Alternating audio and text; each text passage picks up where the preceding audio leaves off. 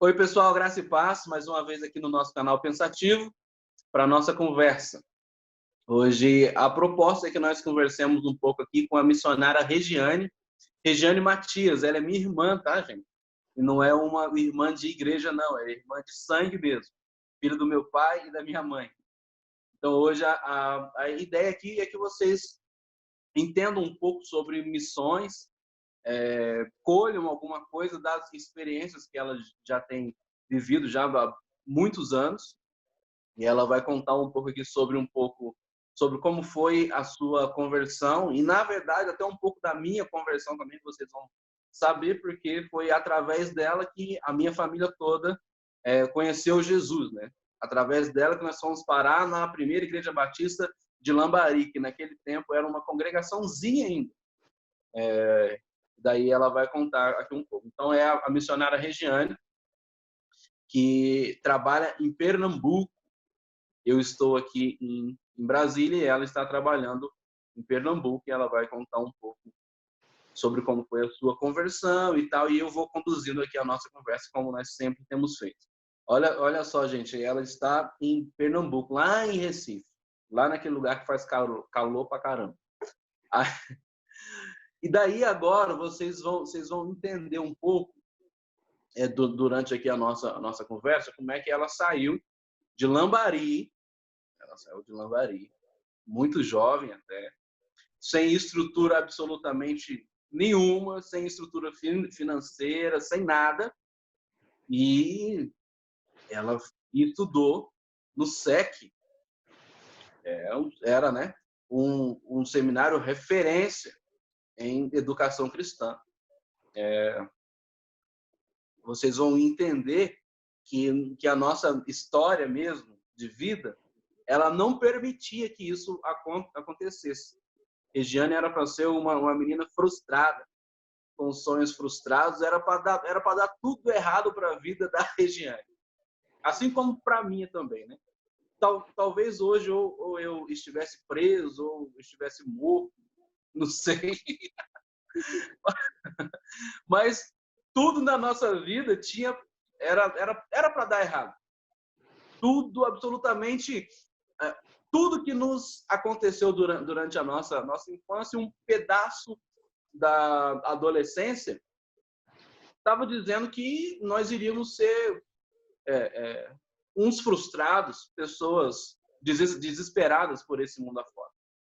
Mas alguma coisa aconteceu na nossa vida, e a nossa vida, então, teve um outro formato. Jesus entrou na nossa casa e mudou toda a nossa história. E isso aconteceu quando nós éramos ainda muito crianças, muito pequenos. Eu, bem menor, e a Regiane, sendo a irmã mais velha, ela que conduziu todo esse processo. Então, Regiane, por favor, conte aqui para a gente como é que se deu a sua conversão. Mas um dia Deus abençoou de um pastor chamado Pastor João morar na rua da nossa casa. E esse pastor, o pastor, ele começou a fazer as visitas dele, né, visita de campo e tal, e visitou exatamente a nossa casa. E quando ele foi visitar a nossa casa, eu tinha 5 anos de idade. E eu lembro que eu ia brincar com a filha dele, a mãe deixava eu brincar com a filha dele, chamava Kelly. E sempre que eu ia para lá, a mãe e o pai arrumavam uma bolsa de couve, alface, porque a gente sempre teve uma horta muito bonita na nossa casa. Aí eles arrumavam couve, alface, se tivesse em casa para eu poder levá-la para eles. Aí teve um dia que eles foram em casa, a Neide e o pastor João, que o nome da esposa dele era Neide, e pediram para me levar para a igreja. E daí eu comecei para a igreja. Praticamente nasci na igreja, né? Porque desde os 5 anos de idade eu comecei a ir participar da escola bíblica, né? Da salinha. Aí lá eu conheci a Neide, lá eu conheci a nossa finada avó Elza, né? Que também fez assim, uma parte assim, maravilhosa na minha história. Nós não tivemos vó, mas para mim ela foi uma referência de vó. Tia Neide também, Helena, conheci Sâmara, conheci todo mundo lá. Eu e Sâmara, a esposa do Jefferson, né? Ela foi minha amiga desde pequenininha, que ela sempre estava por lá pela igreja.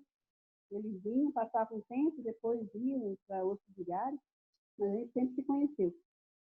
Então, comecei a conhecer o Evangelho ali na igreja, né?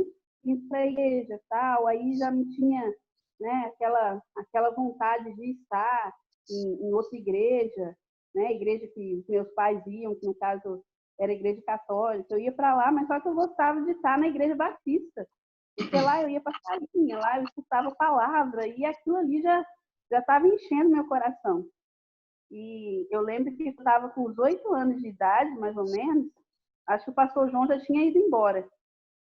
E depois veio a missionária, né, Lili, a Mercedes, foram para lá, para Lambari. Aí, nessa época, eu lembro que a irmã Elza, ela foi fazer uma visita e resolveu visitar a nossa casa. E quando ela chegou em casa, ela perguntou para minha mãe quem ali era católico, quem ali era devoto e tal. A minha mãe foi, né, bateu no peito e falou, sou eu que sou. Aí eu só olhei assim para a cara da mãe, né, fiquei quieta, mas eu já orava, eu já entendia a palavra, eu já tinha aceitado Jesus. Com 8 anos de idade, eu já tinha aceitado Jesus.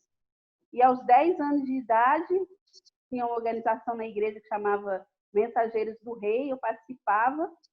E nas Mensageiras do Rei eu comecei a ouvir sobre missões, né? Vários livros, várias histórias que eram passadas ali em frente. E ali eu recebi meu chamado missionário.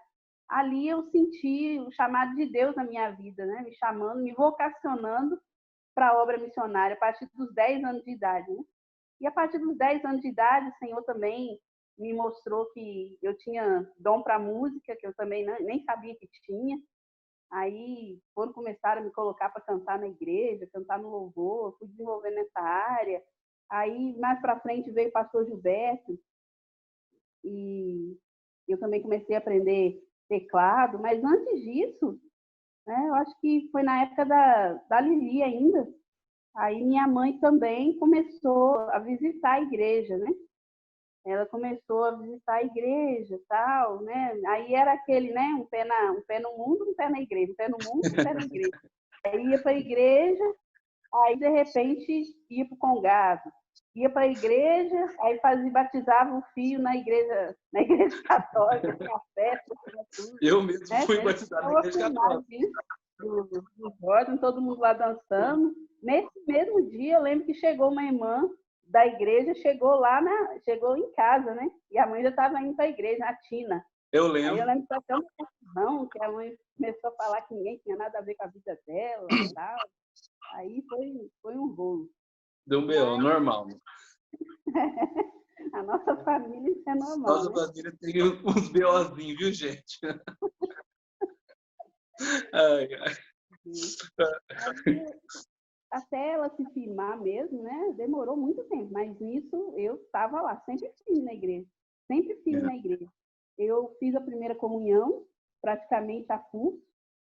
Fiz a crisma também. Nossa, mesmo, eu nem me lembrava mais, mas agora eu estou lembrando de você lá na igreja São Judas Tadeu, né? No. E praticamente a pulso, porque eu sabia que aquilo ali não era o que eu queria para a minha vida, né? Não era o que eu tinha no meu coração para mim. Eu estava fazendo o que a minha mãe me mandava eu fazer, e eu não era boba de desobedecer, porque senão levava era uma pisa, né? Mas, mesmo assim, né, continuei indo para a igreja, e graças a Deus que mesmo eu tinha que ir lá fazer essas coisas, mas ela não me proibia de ir para a igreja, né? Graças a Deus, nunca me proibiu. Aí eu continuei indo para a igreja e convidando eles, até que um dia o Senhor abençoou e mandou para a nossa igreja um filhinho, a bênção de Deus, o nosso querido finado, né? Pastor Ramiro. Pastor Ramiro. Um homem carismático, um homem de Deus, que a gente via a glória de Deus na vida daquele homem. Exatamente. E através do pastor Ramiro, minha mãe se firmou na igreja, se batizou, e eu também me batizei no mesmo dia. Não lembro se o Jefferson e o Jonas também se batizaram no mesmo dia. Foi um pacote só. Né? Aí eu me batizei, eu tinha 15 anos. O Jefferson também se batizou. Não, acho que eu tinha 15 anos. Acho que eu tinha 15 anos mesmo que eu me batizei. Eu acho que menos, talvez. Eu acho que menos, porque eu tinha 9 anos. Jonatas, 10.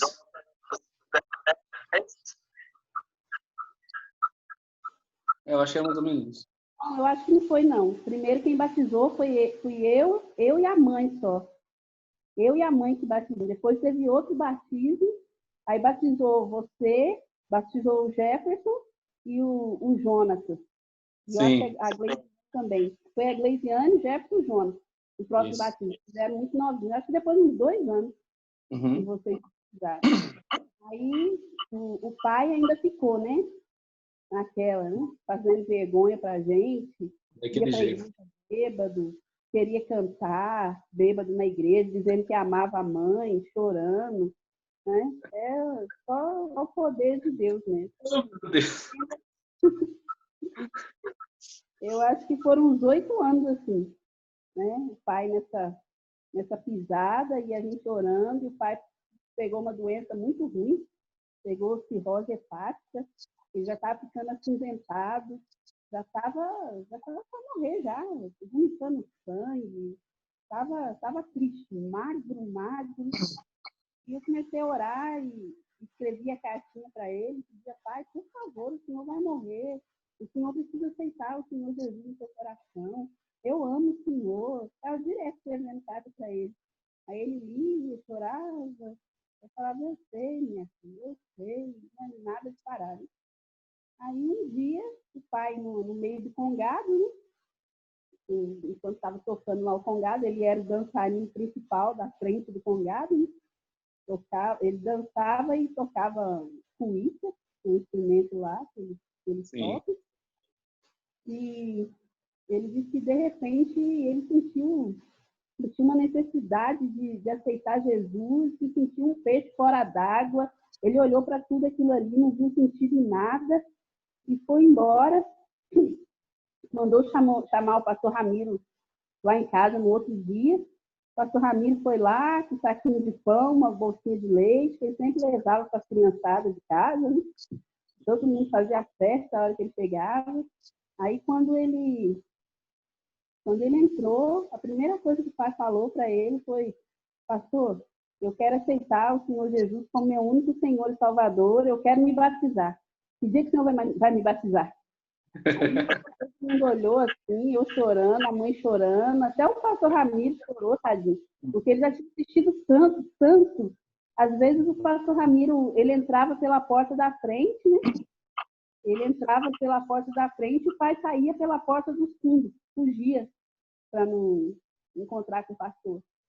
E o pastor Ramiro ficava triste por causa disso, né? Ele perguntava: cadê o seu João? Aquela vozinha bem fraquinha dele, né?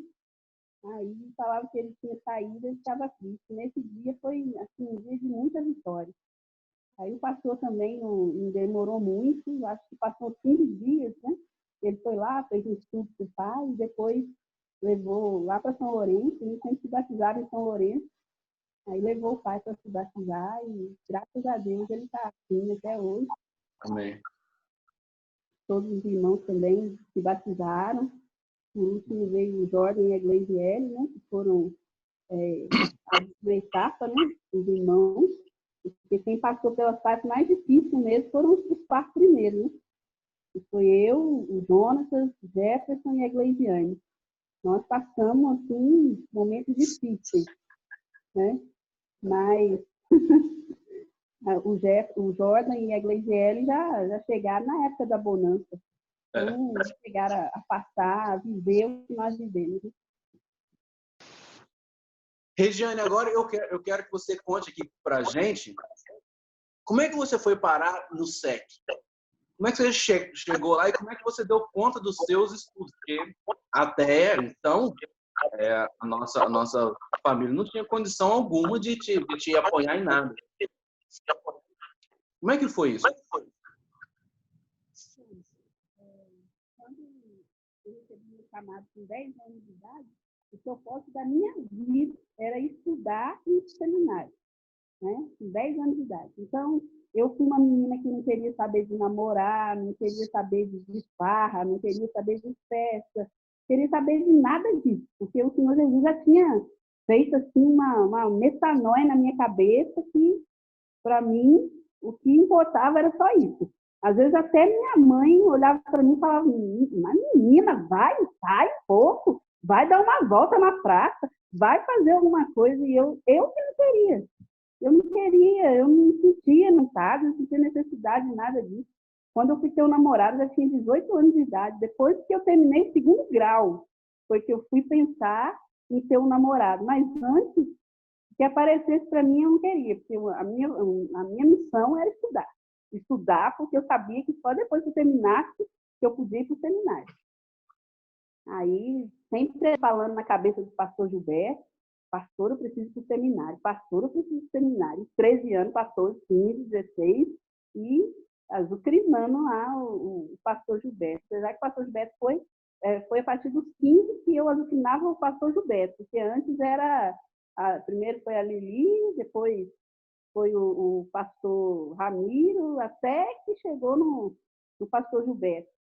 Então, o pastor Gilberto, ele me conhecia muito, eu tinha o pastor Gilberto como se fosse um pai para mim. Eu falava de tudo da minha vida para ele. Até se eu estivesse gostando de alguém, chegava, tinha liberdade de chegar e falar, pastor, eu estou gostando de fulano. Aí ele mesmo olhava para mim e falava, menina, vai estudar, vai estudar. Ele também falava comigo como falava com as filhas dele, né? A Fabiana e a Aninha. E foi uma bênção ter o pastor Gilberto, né, na nossa vida. Foi ótimo. Foi quem direcionou o meu chamado ministerial, foi ele. E eu louvo a Deus pela vida dele, pela família dele.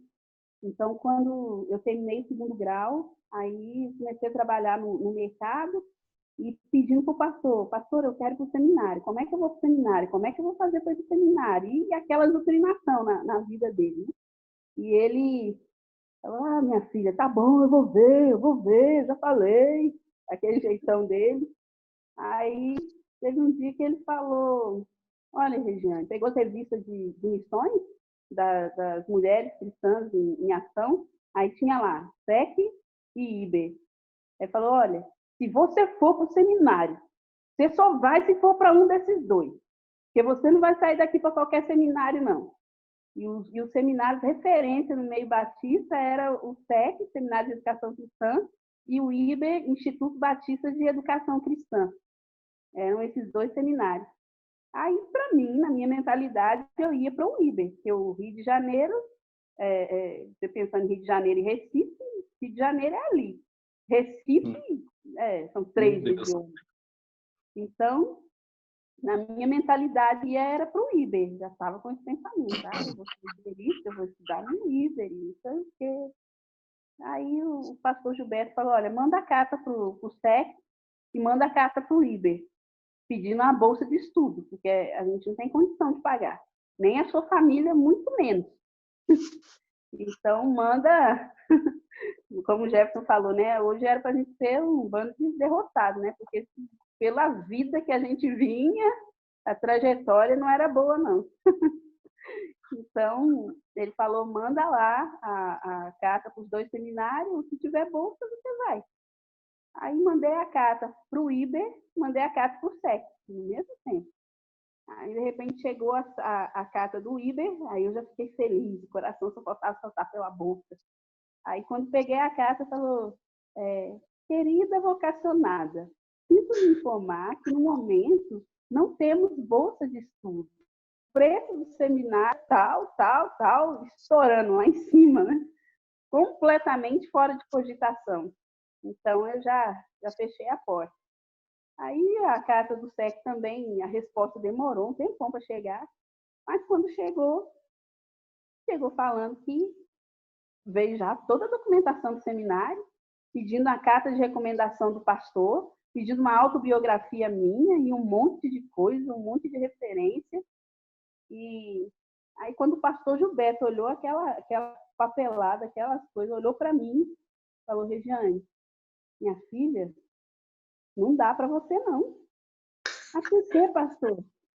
As lágrimas já começaram a descer, né? Mas por que, pastor, que não dá? Ai, você nunca saiu da barra da saia da sua mãe. Tudo que você vai fazer é com a sua mãe. Qualquer coisa que fala para você, você chora.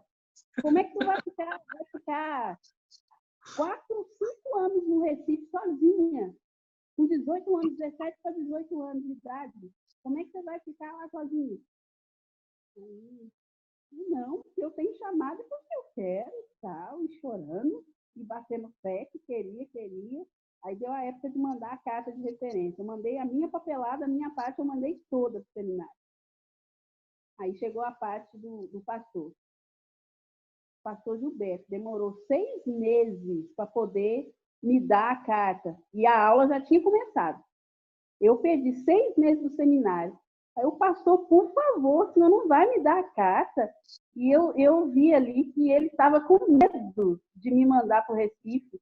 Ele estava com uma preocupação de pai. Ele foi me levar na rodoviária, ele que levou as malas, ele estava com aquele cuidado de soltar uma menina que saiu praticamente do mar para poder soltar para o Recife sozinha. O bicho do mato. Eu tinha timidez tão grande que se olhasse para mim, eu olhava para o chão. Eu não conseguia olhar na cara da pessoa, né? Tão tímida que eu era. Então, quando ele viu que eu persisti, né, na minha decisão, que eu queria ir, ele olhou para mim e falou: olha, você vai, mas eu não dou 6 meses para você voltar.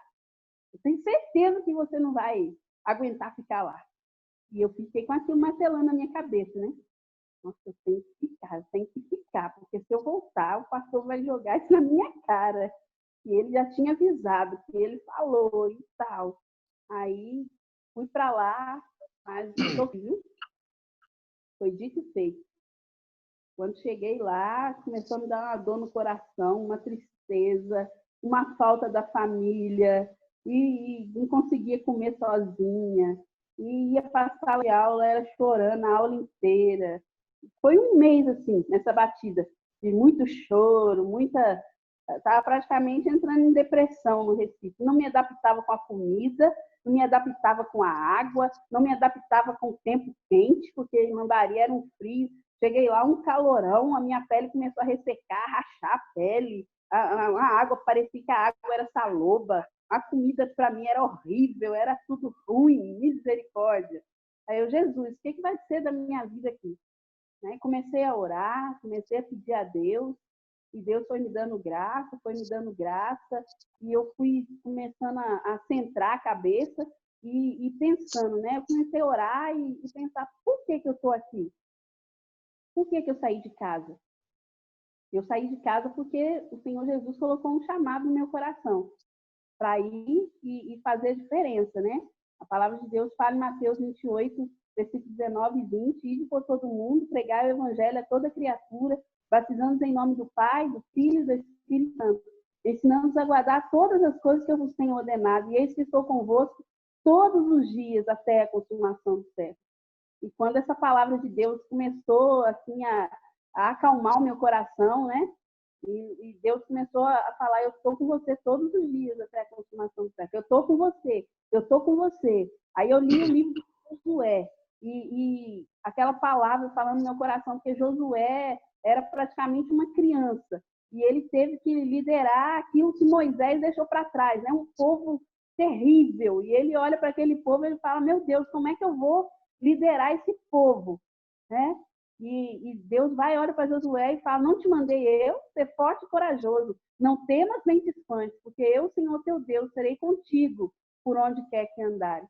E a palavra de Deus, né, foi me fortalecendo, foi confirmando que Deus tinha para minha vida, e eu fui me acalmando. Aí eu fui de férias, já cheguei lá diferente, cheguei bem, feliz, e depois voltei, continuei meus estudos e fui até o fim. né, para a glória de Deus. Depois, quando terminei, já fui para um campo missionário, trabalhei em Recife, depois tive Isaac e fomos para Minas Gerais e trabalhei em Minas Gerais, em umas 3 igrejas em Minas Gerais. E hoje estamos aqui em Jucati, continuando na obra do Senhor, porque a obra do Senhor não para. E eu louvo a Deus porque uma coisa que eu aprendi na Igreja Batista foi amar a Deus em primeiro lugar. E foi isso que me manteve firme, apesar de tantas lutas, tantas tribulações que eu já passei na minha vida. O que me manteve de pé foi esse amor a Deus em primeiro lugar. Porque eu tenho certeza que se eu não amasse a Deus em primeiro lugar, eu não conseguiria ter passado por tanta coisa que eu passei. Eu já teria desistido, eu já estaria lá em Andari, na barra da saia da minha mãe de novo, né? Como o pastor Gilberto falou, você nunca saiu da barra da saia da minha mãe. Mas como esse amor a Deus, Deus mostrou para mim que, independente do que acontecesse na minha vida, na minha história, ele permaneceria sendo Deus, ele permaneceria sendo bom. Nada que acontece para nós é culpa de Deus, né? E isso foi o que me manteve, que me mantém até hoje na obra de Deus.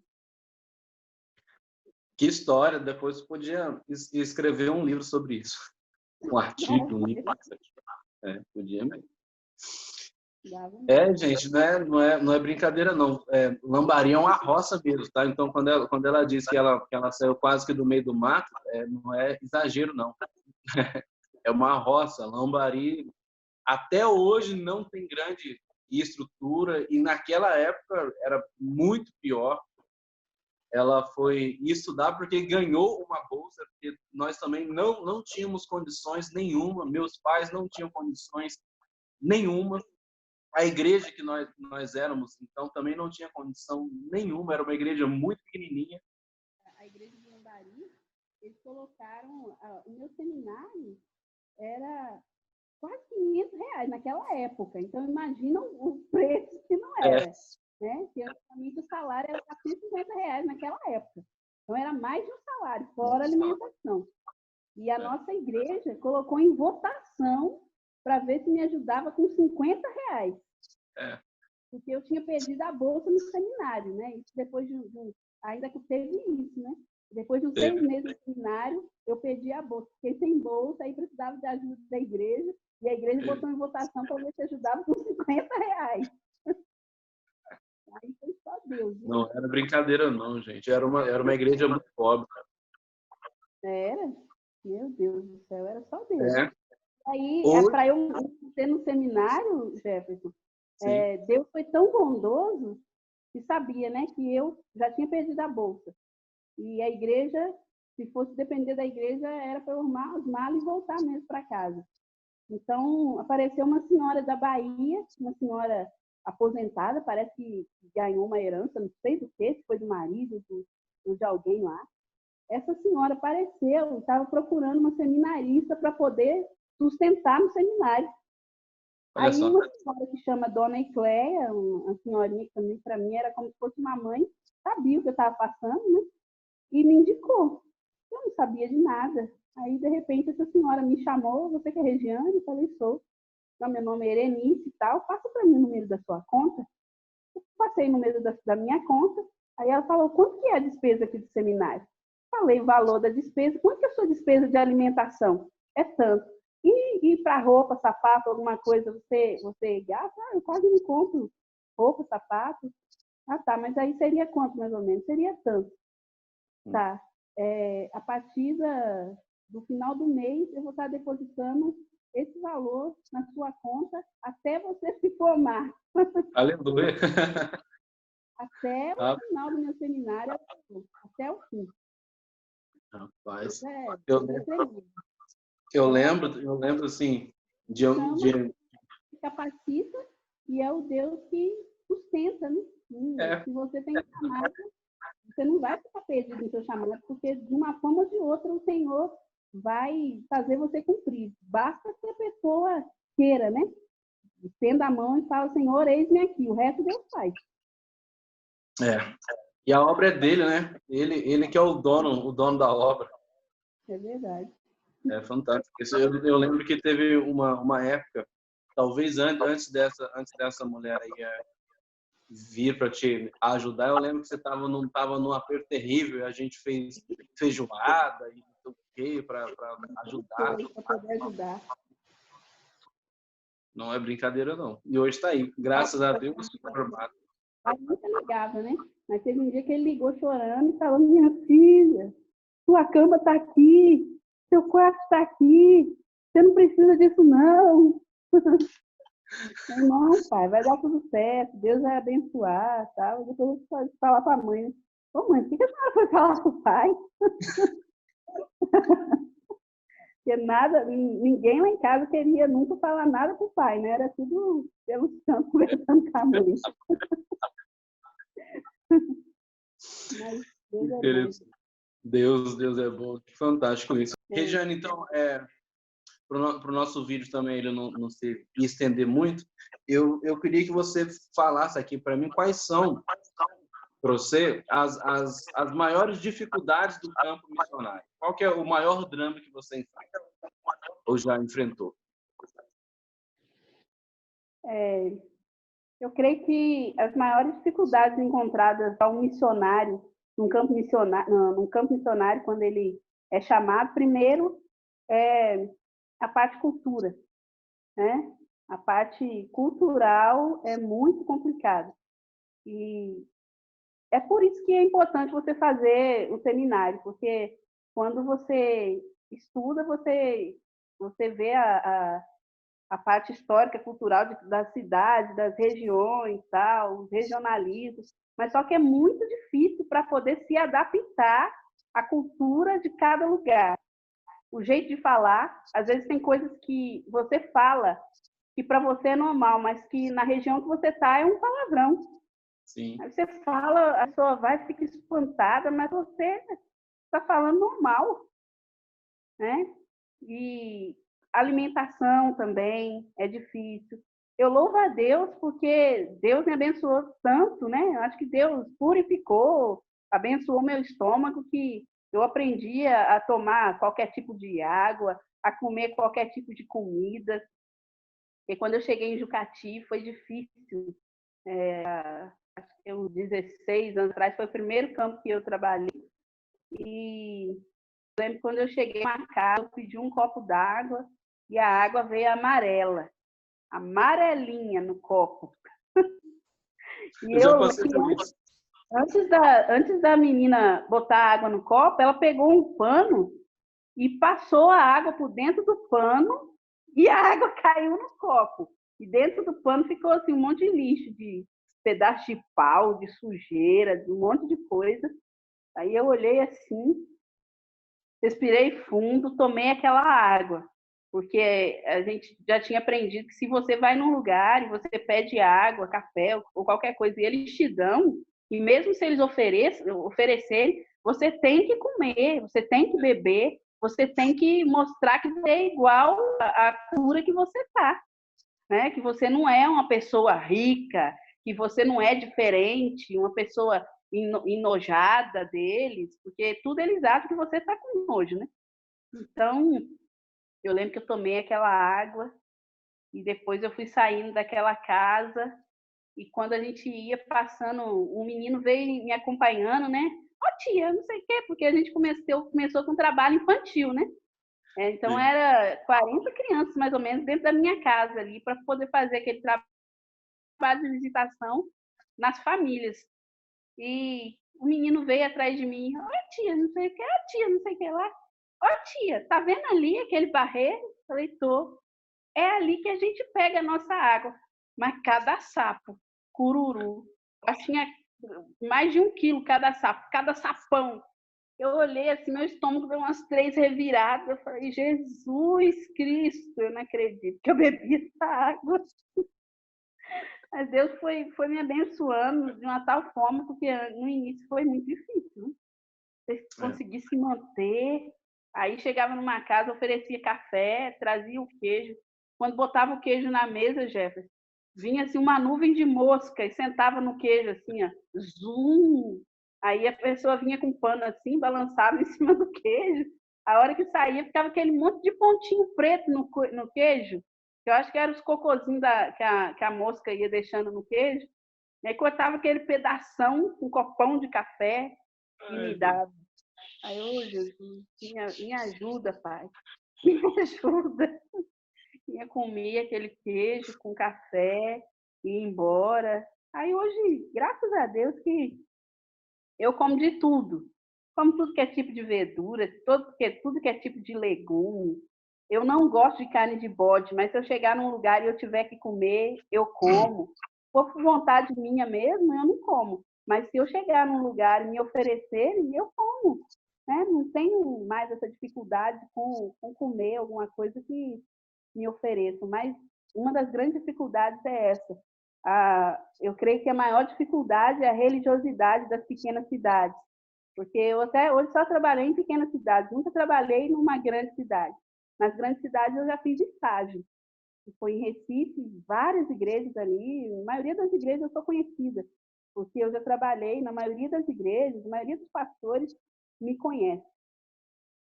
Eu já estagiei lá nas igrejas. Lá não tem muita dificuldade, porque tem muito evangélico, o evangelho ali é muito divulgado, todo mundo é crente, se não for crente é desviado, então todo mundo conhece, né, a palavra de Deus. Mas você chega nas pequenas cidades, o catolicismo é muito grande, e fora que é aquele catolicismo disfarçado, né, porque muitas pessoas mexem com macumba, com magia, com essa parte do espiritismo, se disfarçando de católico. Né? Então, é muito difícil a gente chegar. Já teve lugares que eu fui e puxaram faca, né? Já me chamaram de palavrão quando eu fui entregar folheto, quando eu fui fazer a obra. Já me chamaram de miserável, já me chamaram de um monte de coisa. Porque você chega assim e eles não aceitam, eles falam que é a lei dos crentes. A lei dos crentes, que o nosso Deus é um bode. Então, é muitas coisas ruins que eles falam, né, dos evangélicos. Então, para você conseguir se aproximar, é difícil. Mas eu creio que o segredo é você começar ganhando primeiro a pessoa para si. Né? A gente fez um curso de igreja multiplicadora e a igreja multiplicadora ela trabalha com PGM, são pequenos grupos. E ele fala muito sobre intencionalidade. E quando a gente entra nesse quesito intencionalidade, você aprende que primeiro você tem que ganhar a pessoa para você. Ou seja, primeiro você tem que criar um laço de amizade, conquistar a pessoa para você. É meu amigo que vem na minha casa, que come comigo, que conversa, que sorri, tal. E depois você vai ganhar a pessoa para Jesus. Né? Primeiro você ganha para você e depois a pessoa vai querer conhecer esse Deus que você serve. E isso tem sido assim tremendo. Eu tenho amizades aqui, eu tenho pessoas que são mais velhas do que eu e me têm como mãe. Eu tenho pessoas que são mais novas e também me têm como mãe. Tem um carinho, assim, um respeito por mim que eu louvo a Deus. Eu me sinto como se o Senhor preparasse outra família em outro lugar, uma extensão da minha família, porque Deus ele coloca um amor tão grande no nosso coração pelas vidas que é algo sobrenatural. E por mim mesmo eu não conseguiria explicar como é que isso acontece, né? Então, as pessoas vão se convertendo, vão se firmando na igreja e a gente vai batizando e vai fazendo a obra. E é uma bênção. Eu louvo a Deus pelo privilégio de poder fazer a obra do Senhor. Para mim é um grande privilégio, porque eu sei que a melhor coisa do mundo é você estar no centro da vontade de Deus. Porque você pode ganhar o maior dinheiro do mundo, mas se você não estiver no centro da vontade de Deus, você é uma pessoa infeliz. E eu me sinto feliz, me sinto privilegiada, completa, por estar no centro da vontade de Deus, fazendo missões, que é o que eu sempre quis fazer. E o Senhor me presenteou com esse chamado. Amém. Eu concordo com você em gênero, número e grau. Cultura é algo muito pesado, realmente. Eu ainda vou gravar um vídeo falando só sobre isso, e a religiosidade das pequenas cidades, misericórdia. O pessoal só falta bater na gente quando a gente diz que a gente está falando sobre Jesus, o Jesus dos crentes. Não é fácil mesmo, não. Depois a gente pode até criar um outro bloco para a gente falar só sobre isso, contar algumas experiências e tal. A dica que eu deixo para quem tem esse chamado vocacional, é vocacionado para a obra de missões, para a obra de Deus, seja para evangelismo, seja para ser um missionário autóctone ou para ser um missionário que vá para outros lugares, a dica que eu dou é você abrir o coração para o que Deus tem para sua vida, né? Essa é a dica, porque eu estava falando aqui na igreja semana passada, semana retrasada, falando sobre o jovem rico. E o jovem rico, o Senhor mandou ele largar tudo que ele tinha, vender dar para os pobres, né? E seguir. E ele não quis, porque era mais importante o que ele tinha do que seguir Jesus. Sim. E quando a gente olha para Pedro, Pedro certamente, quando a gente estuda, né, o contexto histórico, cultural que Pedro estava inserido ali, nós conseguimos entender que Pedro, para a época dele, era um empresário. Pedro era dono de barco, e quem tinha um barco naquela época era rico. Então, Pedro, ele deixa tudo que ele tem e simplesmente segue a Jesus. Né? Tinha família, porque a palavra de Deus fala que ele tinha sogra, então ele tinha esposa. Né? Então, família, deixou tudo e seguiu a Jesus, pensando, né, o único pensamento dele, certamente, foi que se ele seguisse a Jesus, o resto o Senhor providenciaria. E é isso. Quando a gente tem um chamado missionário, quando a gente tem algo de Deus, você não pode pensar, nossa, como é que vai ser? O que é que eu vou comer? E como é que eu vou fazer? O que é que eu vou falar? E por onde eu vou andar? E quem eu vou visitar? E tem que ser simplesmente guiado pelo Espírito Santo de Deus. Né? Se deixar guiar pelo Espírito Santo de Deus. Basta você atender o chamado de Deus, o imperativo de Deus, né, que é para todos nós, de ir e pregar o evangelho, o resto Deus faz. Né? Então, se você tem um chamado, não deixa o tempo passar, não deixa os dias passar, né? Não deixa tantas coisas acontecerem na sua vida para depois você pensar em cumprir, mas que você possa abrir o coração e dizer para o Senhor, eis-me aqui, envia-me a mim para onde o Senhor quiser, na hora que o Senhor quiser, né? Para o lugar que o Senhor quiser, do jeito que o Senhor quiser, porque eu estou pronto para poder escutar a sua voz e cumprir o chamado do Senhor para a minha vida. Né? Essa é a dica que eu deixo. Amém. Regiane, eu te agradeço por sua participação aqui no nosso canal Pensativo. Estou muito feliz e muito honrado de ter a minha irmã falando sobre missões aqui comigo. Que legal. É uma coisa que a gente nunca esperava. Convidada. Pode falar. Eu me sinto honrada por ter sido convidada, né? Eu também louvo a Deus pela vida do meu irmão Jefferson, porque como ele falou, né? Hoje, se fosse pelo decorrer da vida, hoje não era para ele ser nada, né? Talvez um presidiário.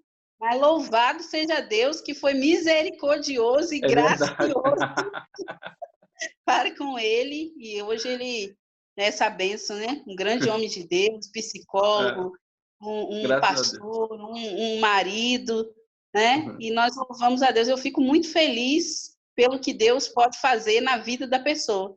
Porque quando eu vejo a vida do Jefferson, eu vejo que Deus realmente existe, né? Deus existe, Deus muda, transforma a vida do homem e da mulher. Ele faz mesmo. Deus faz umas coisas que nem eu acredito direito, tem hora. Eu falo, gente, Deus é realmente fantástico, Ele nos surpreende. Então, eu fico muito, muito grato. Obrigado aqui por sua participação. Deixa aí as suas considerações finais para a gente encerrar. Bom, eu deixo um abraço, né, para todos os... Eu não sei nem como é que se fala, não é internauta não, né? Todos internautas, né? O quê? Inscritos, todos os inscritos. Todos os inscritos, né, no canal do Jefferson, e que o Senhor Jesus possa estar abençoando poderosamente a sua vida naquilo que você necessita, porque Ele sabe, né, da sua necessidade, daquilo que você está precisando mais do que ninguém, por mais que você não saiba, e que, em nome de Jesus, você possa estar encontrando o Senhor Jesus. Talvez você ainda não tenha aceitado o Senhor Jesus no seu coração, mas que Ele possa entrar na sua vida, na sua casa, e fazer uma transformação, porque a verdadeira transformação só Ele pode trazer na nossa vida. Sem Jesus, sem Deus, é impossível. Então, se você ainda não aceitou, que você possa, ainda hoje, né, abrir o seu coração e falar: Senhor, eu te aceito como meu único Senhor e Salvador. Eu já não aguento mais essa vida do jeito que eu vivo e eu preciso viver daqui para frente com o Senhor, porque eu tenho certeza que grandes coisas Ele irá fazer na sua vida e na sua casa e mudar a sua história.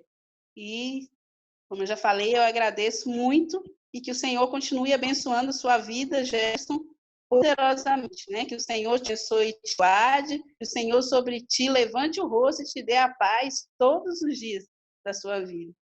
Amém. Amém. E eu recebo. E no mais, pessoal, eu espero que mais uma vez as nossas reflexões e as nossas conversas aqui possam te instrumentalizar, que você seja mais abençoado ainda, que a sua mente se abra para aquilo que é missão e que a glória do Senhor continue sendo vista sobre vocês. Em nome de Jesus. No mais, Deus nos abençoe.